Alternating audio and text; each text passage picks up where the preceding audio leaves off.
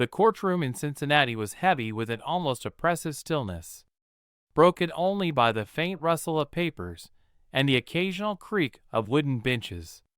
Jaleel Smith Riley sat at the defense table, his face an unreadable mask.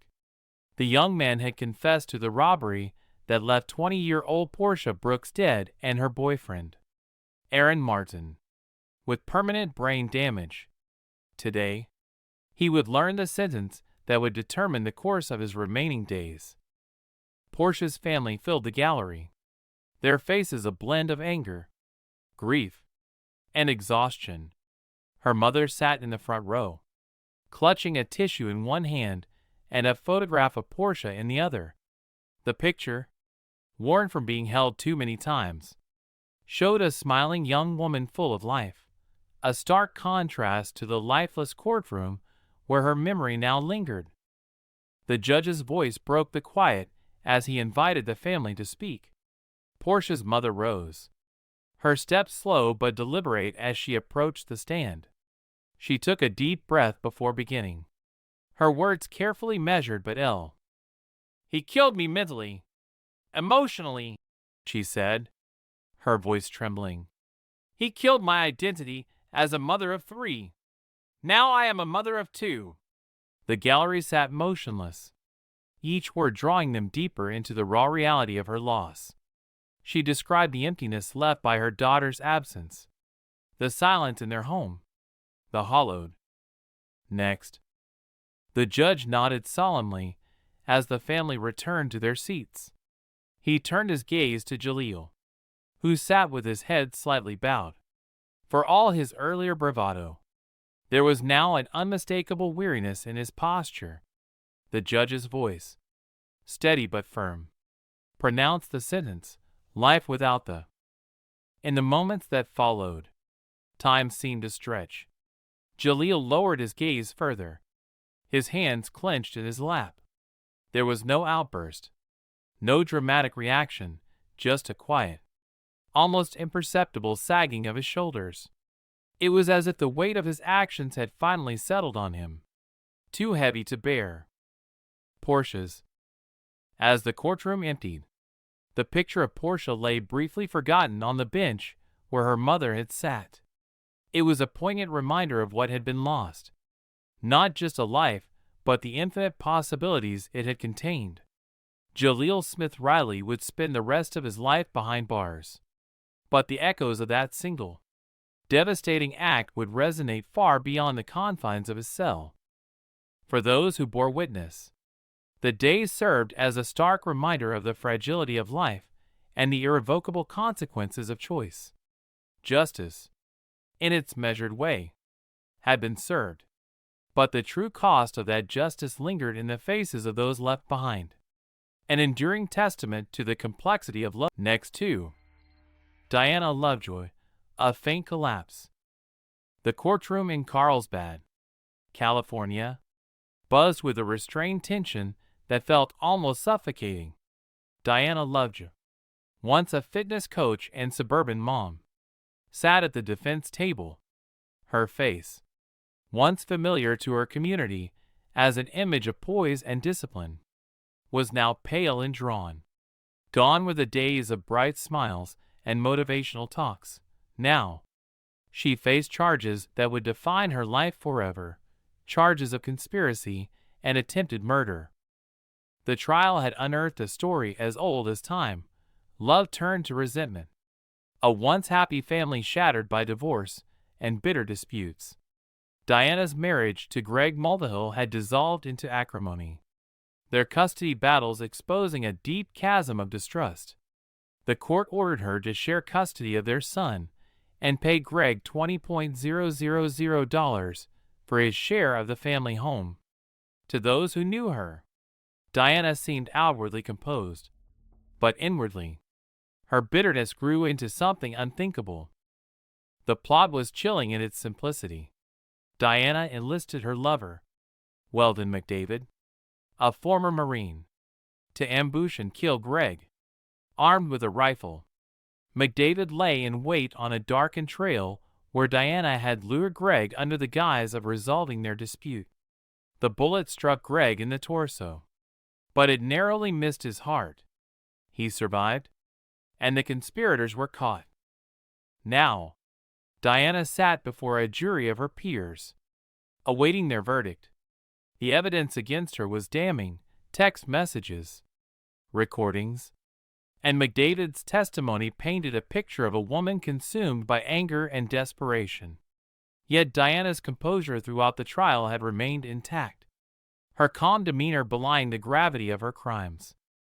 The courtroom fell silent as the jury foreman stood to read the verdict. "We, the jury, find the defendant, Diana Lovejoy, guilty of the crime of attempted murder." A sharp thud interrupted the words. All eyes turned to Diana, who had slumped forward, her head striking the defense table. Gasps filled the room as deputies rushed to her side. But she did not stir.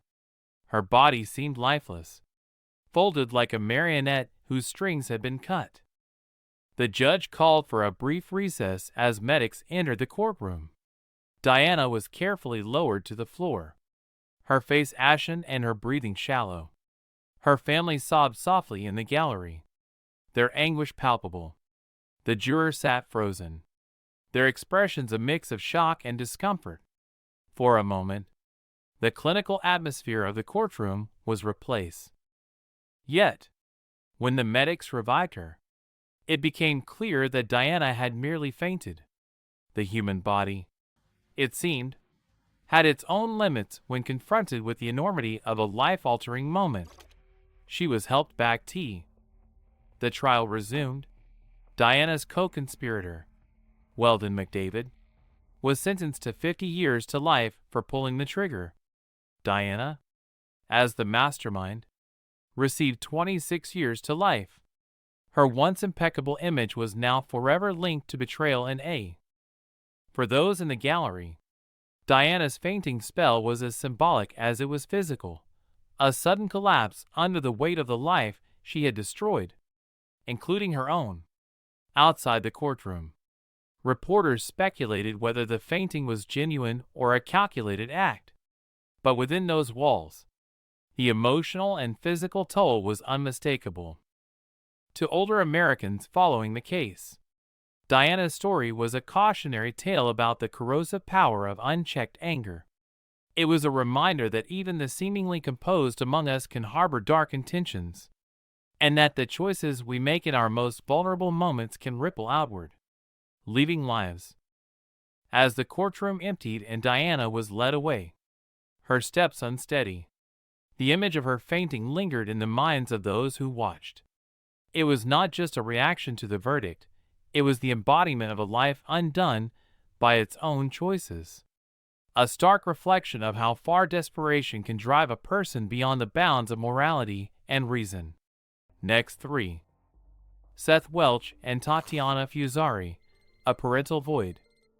The courtroom in Cedar Springs, Michigan, was quiet as Seth Welch and Tatiana Fusari entered, their faces betraying little emotion.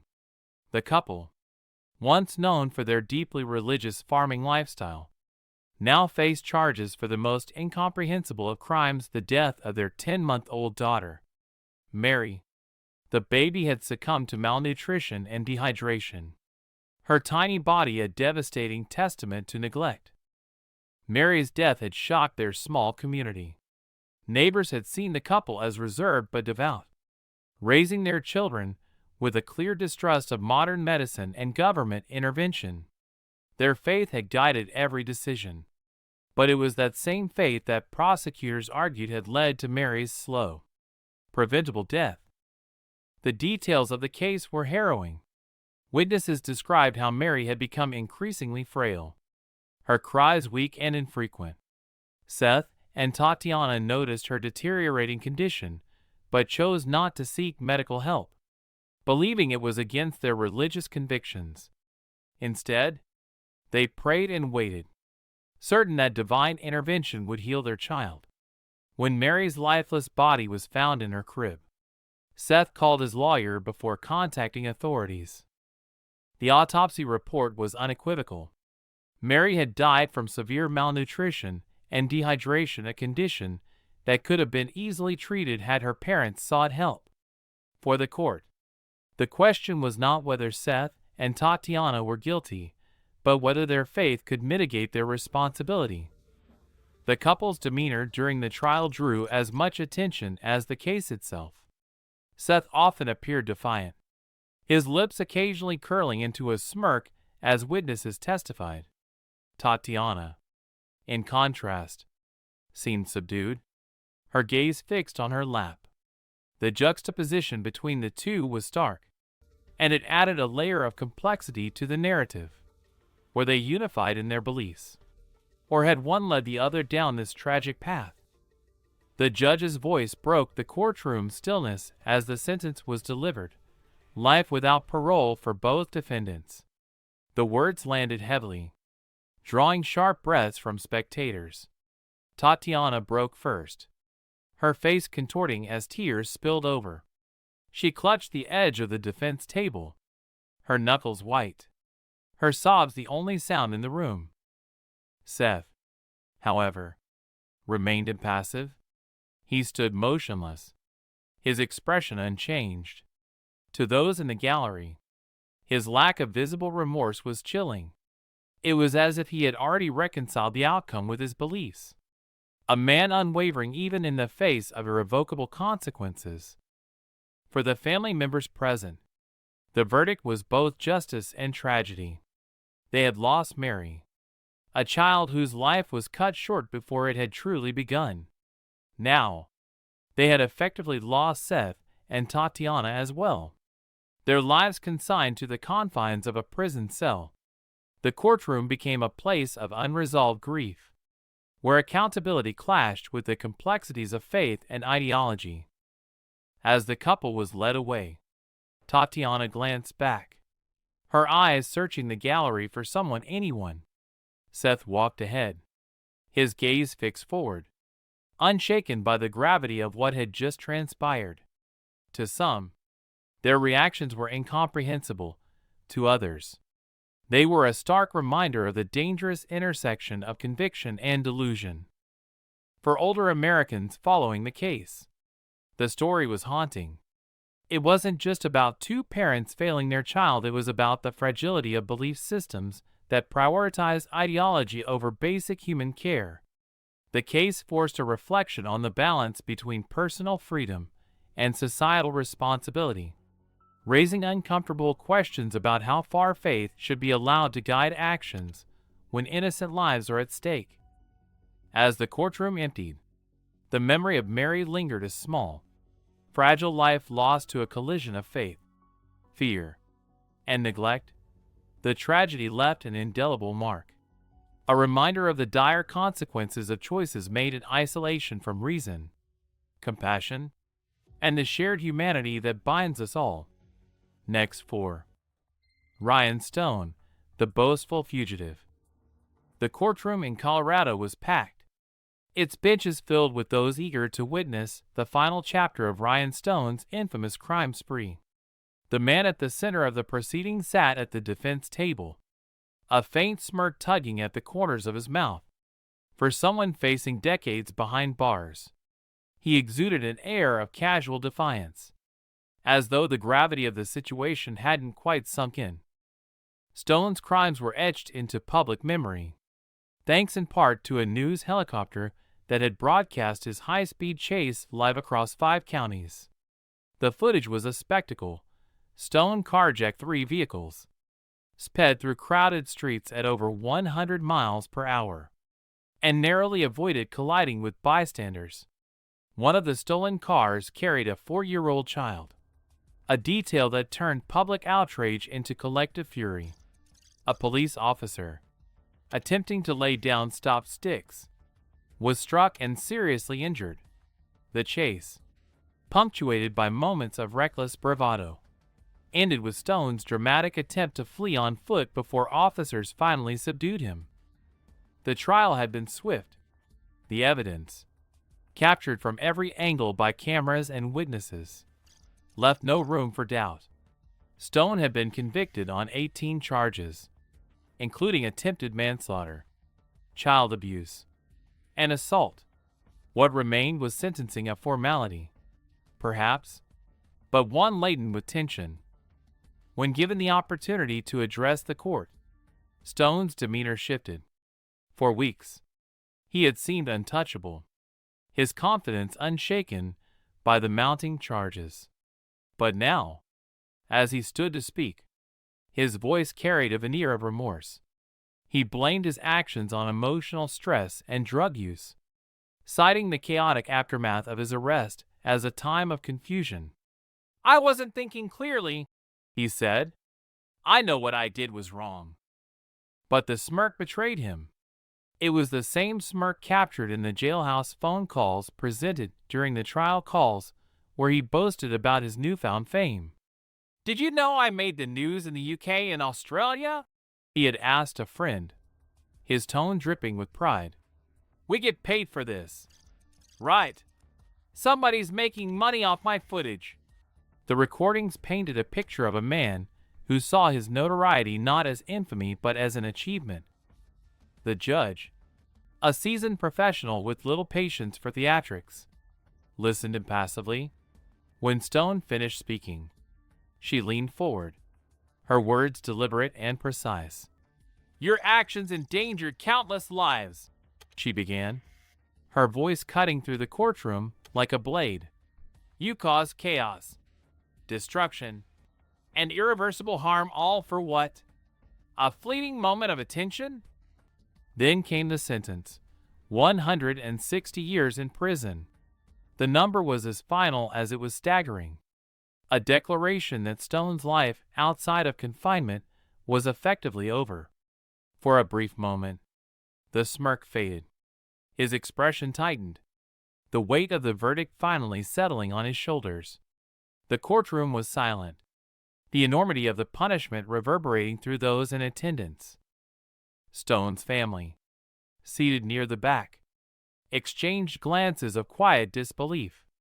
His mother wiped away tears, while his father stared blankly ahead, his hands clasped tightly together. For them, the sentence was both a punishment and a loss, a reminder of how far their son had fallen.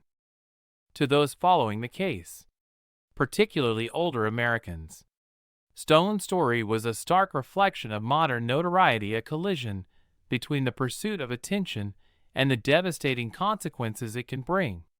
The live-stream chase, which had drawn millions of viewers, was now a sobering reminder of the human lives affected, the injured officer, the terrified child, the bystanders whose safety had been gambled away. As Stone was led from the courtroom, his smirk returned, a flicker of the bravado that had defined him throughout the trial. But for those watching, it no longer carried the same weight. It was no longer the smirk of a man who believed himself untouchable. It was the hollow expression of someone who had gambled everything for a fleeting moment of fame and lost. For the community he left behind, the sentence offered closure but little solace. The streets he once tore through in reckless abandon would carry the scars of his actions long after his name faded from headlines. His story, for all its chaos and bravado, served as a cautionary tale, a reminder of the thin line between thrill and consequence, and the heavy price that comes with crossing it. Next 5. Esteban Carpio, The Masked Silence. The courtroom in Providence, Rhode Island, was heavy with a silence broken only by the shuffling of papers and the subdued whispers of those in attendance. At the defense table sat Esteban Carpio, his face obscured by a beige mask designed to prevent spitting or biting. The mask, meant as a precaution, gave him an eerie, faceless presence, an unsettling visual that drew every eye in the room. Carpio's story had begun months earlier with the stabbing of an 85-year-old woman.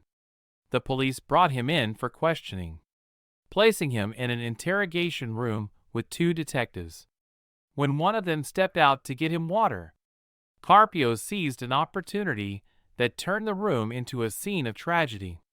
He overpowered the remaining officer, Detective Sergeant James Allen, taking his gun and firing twice. Allen died instantly. What followed was a desperate flight. Carpio smashed through a third-story window, plummeting to the ground and making a run for freedom. It lasted only 45 minutes. Officers caught him nearby, and a violent struggle ensued before they could subdue him. Now, in the courtroom, Carpio's face bore the aftermath of that struggle.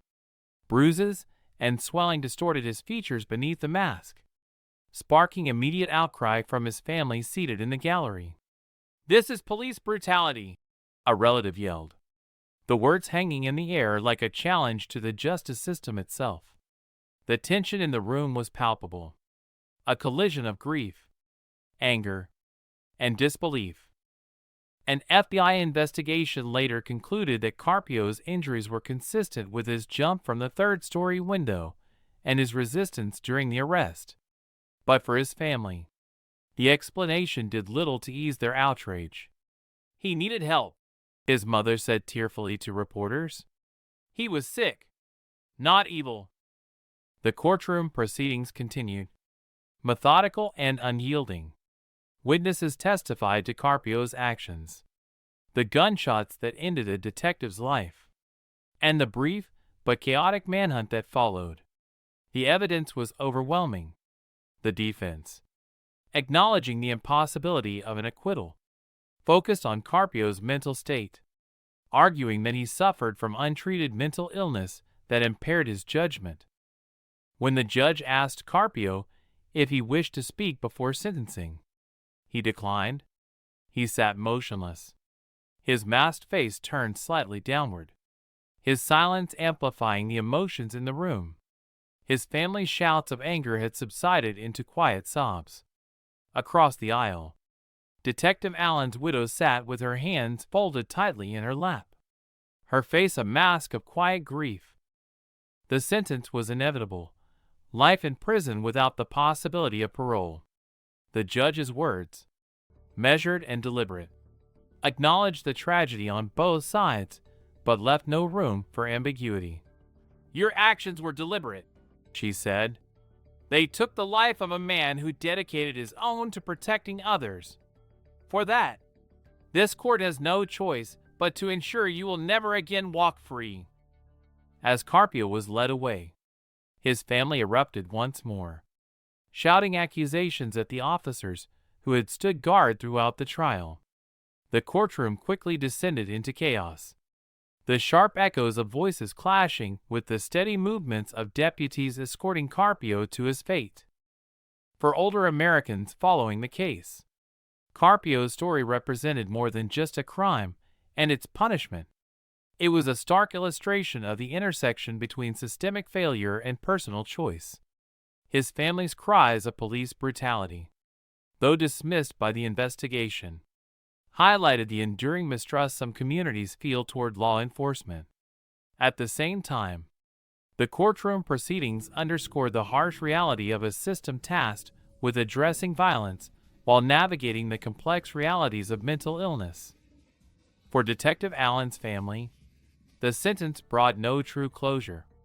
"It won't bring him back," his widow said quietly outside the courthouse, "but it keeps us safe from someone who took him away." Her words, heavy with both sorrow and resolution, reflected the bittersweet nature of justice. As the gallery emptied, the image of Carpio masked and silent lingered.